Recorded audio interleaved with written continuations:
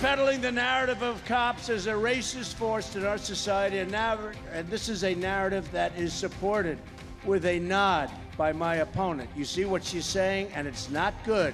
Shared directly in the responsibility for the unrest that is afflicting our country and hurting those who have really the very least.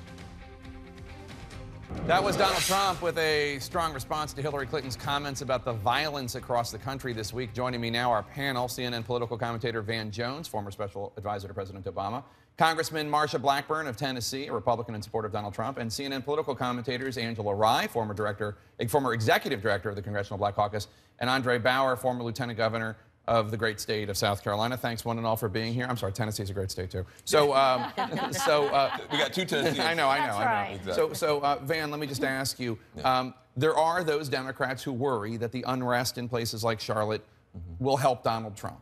Well, that's true, but I tell you what, Donald Trump has botched an incredible opportunity to reach out to African Americans. I was saying it many times in the fall. Yeah. It is unnatural for one group to vote for one party 90, 94, 96%. There's a huge growth opportunity for Republicans. And you've seen the most inept, botched, failed, zigzaggy outreach to African Americans. So on the one hand, he sticks up for one of the shooting victims, and then he turns in Tulsa, then he turns right around and says, I want stop and frisk. Stop and frisk, the most unpopular, the least effective, and the most alienating policy, period, in policing in 20 years. Found unconstitutional. Found unconstitutional, and he reaches out for that. So, you can criticize Hillary Clinton if you want to. What you will see when this campaign is over is the biggest missed opportunity for the Republican parties with black voters in a generation. What do you say to that, Congressman? Well, I would take, of course, a different approach to this. First of all, I think that everyone needs to be careful about how they talk about these issues on TV. I think that it is imperative that we support a thin blue line. It is what separates us from order and anarchy. With that said, should we be doing more with threat assessment and that kind of training, body cams of that nature? Absolutely. Donald Trump's remarks were directed at the comments of institutional racism. And, pardon me, that is something that indeed needs to come to an end. Mike Pence talked this week about bringing that kind of talk of institutional racism. There are the talk or the practice of it. Both. She's saying, Mike Pence said, don't talk about the institutional racism. No, it's you cannot say that all cops are bad.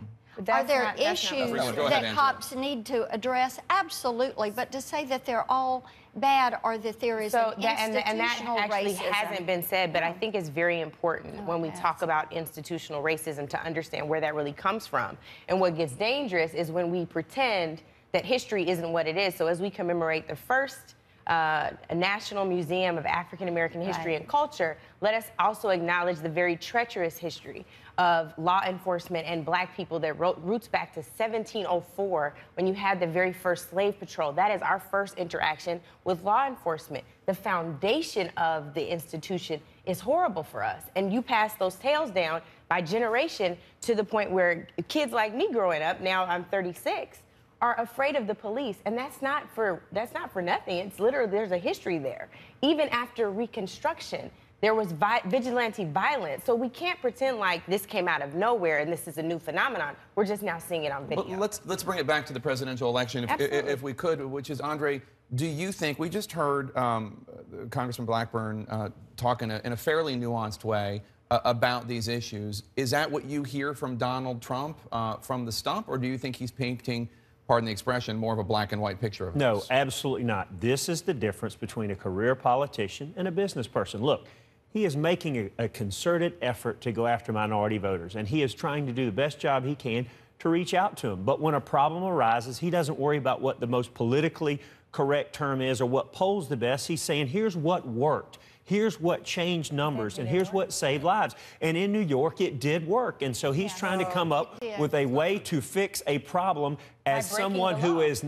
as someone who is looking at it from a bigger picture than worrying about what polls are best. Look, and I'm a 16-year member of law enforcement, and I can tell you, most of them are good. We're now blanketing all of them as bad people. And one of the most important things in this country is a safe society. I think we all agree right here, all 5 of us agree, you cannot paint the police and nobody with a broad brush. Right? Well, Hillary Clinton has been. That's not true. First of all, I'm going to say something. I'm from a law enforcement family.